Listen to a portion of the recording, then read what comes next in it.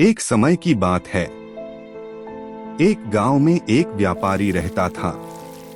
वह अपना पेट भरने के लिए गांव-गांव जाकर टोपियां बेचा करता था। वह रोज सुबह एक बड़ी सी टोकरी में टोपियां लेकर निकलता था। उन्हें बेचकर वह शाम तक अपने घर वापस आ जाता था। एक सुबह वह अपनी टोकरी में रंग बिरंगी टोपियां लेकर निकला। एक गांव में टोपियां बेचने के बाद वह दूसरे गांव की ओर जा रहा था। चलते चलते वह बहुत थक गया था। उस रास्ते से गुजरते समय एक जंगल भी पड़ता था। जंगल में उसे एक बरगद का पेड़ दिखाई दिया।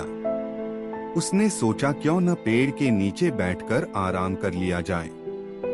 व्यापारी बहुत थका हुआ था। उसने टोपियों से भरी टोकरी को नीचे रख दिया। फिर सिर से टोपी को उतारकर नीचे रखा और गले से गमछे को उतारकर जमीन पर बिछा दिया और उस पर लेट गया। उसके बाद व्यापारी गहरी नींद में सो गया। जिस पेड़ के नीचे व्यापारी सो रहा था, उसी पेड़ पर बहुत सारे बंदर रहते थे। व्यापारी के सोते ही बंदरों ने उसकी टोकरी पर हमला बोल दिया। बंदरों ने रंग बिरंगी टोपियों को लेकर खेलना शुरू कर दिया।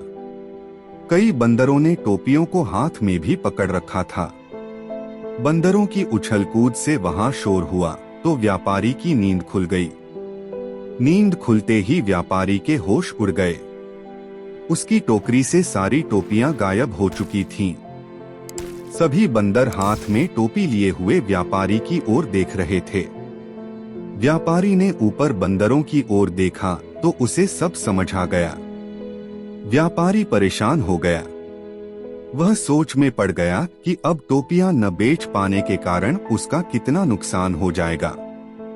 यही सब सोचते हुए वह अपना सिर खुजाने लगा।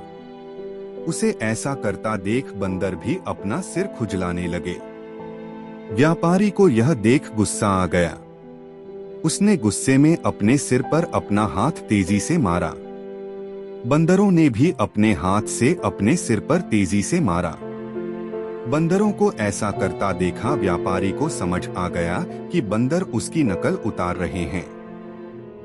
अब व्यापारी को एक तरकीब सूझी जिससे वह अपनी टोपियां वापस ले सकता था। अब उसने जिस टोपी को सोते वक्त सिर के नीचे रखा था, उसको सिर पर पहन लिया। बंदरों ने भी झट से हाथों में पकड़ी हुई टोपियां सिर पर पहन ली। अब व्यापारी ने सिर पर पहनी टोपी को जमीन पर फेंक दिया।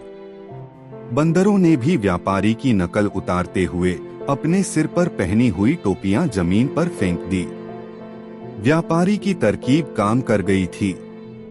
उसने जल्दी जल्दी सारी टोपियां इकट्ठी की। टोकरी में सभी टोपियां को रखने के बाद व्यापारी वहां से तुरंत उन्हें बेचने के लिए दूसरे गांव की ओर चल दिया।